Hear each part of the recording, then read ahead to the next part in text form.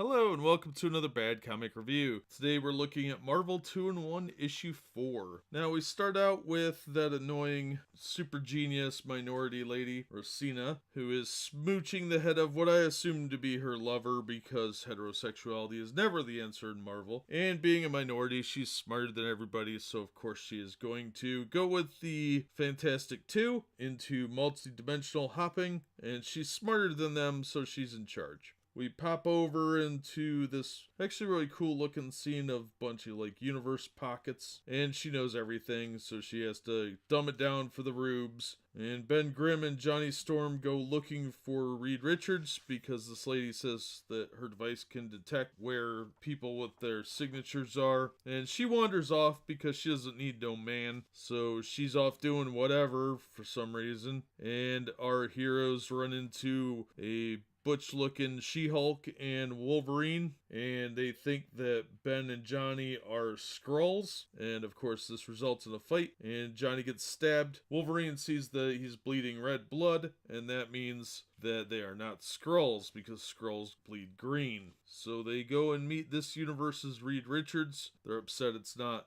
the Reed Richards they were hoping to find. And this universe's version of Dr. McCoy tells them a horrific story about the death of Ben, and that Dr. Doom actually saved the world from Galactus and became Galactus. And it did not work well for this universe, and that leads into the next issue. Overall, the plot was really cool, I thought it was pretty interesting. I do like dimension hopping stuff because I like the TV show Sliders, which this really is starting to look like. So I assume that the Jerry O'Connell vehicle from the 90s has been forgotten, and they're hoping to kind of profiteer off that, which is kind of what the comic Exiles did, and they're bringing that back. So I don't know how long they're going to keep this up with two books that have the same exact kind of premise. I don't know if that's really going to be compatible. So I guess we'll find out. But this is written by Chip Zdarsky with art by Valerio Schnitty and Frank Martin color art. VC's Joe Caramunga as letterer. Letters looked fine. Colors were pretty good. The art is still pretty awful. The story is okay.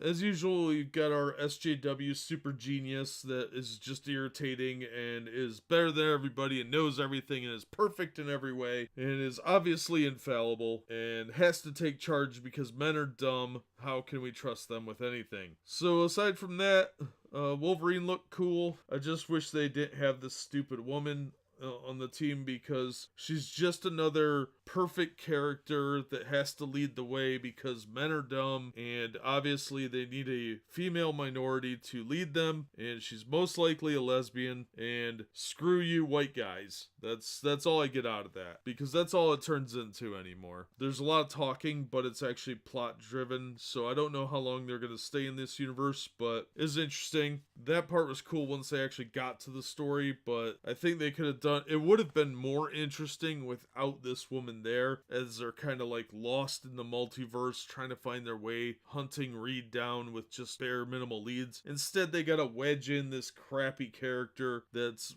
very ham-fisted and forced in, just for the sake of hitting some diversity marker. So this issue is definitely better than the last issue, but I'm still hesitant with it. I'd recommend this issue, but go ahead and skip issue 3. It was horrible. Hopefully issue 5 will be better. I thought this issue was good. Issues 1 and 2 were real good. Issue 3 was stupid, and hopefully issue 5 is better and more like issue 1 and 2, and the art really needs to improve because the cover art is not nearly what you're going to find inside. It's much more subpar. This person cannot draw faces or mouths. It's indie book art, and Marvel is quickly becoming an indie book company in my opinion. But that'll do it for this episode. As always, thank you so much for listening and supporting the channel, and we hope to see you on the next episode.